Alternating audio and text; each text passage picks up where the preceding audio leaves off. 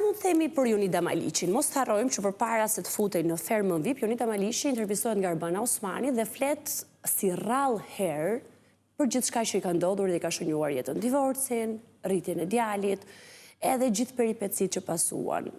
Mendon që do flas më shumë për atë që nisi ta bëj në podcastin Arbanës brenda fermës? Nëse çdo kush futet nga fillimi, se kemi edhe fytyra të reja, të cilat nuk kemi parë më herët, kjo është më e bukur. Në mes artistësh kemi edhe fytyra të reja të cilat nuk është se janë të njohur shumë. Nëse Jonida Maliqi ka kalu vite në skenë, jetën ku muna me thonë një 50-60% jetës saj private kemi ditë edhe ne si publik, në momentin kur vendos me qenë fytyrë publike, patjetër që do arrit të kuptohet edhe ajo pjesë. Po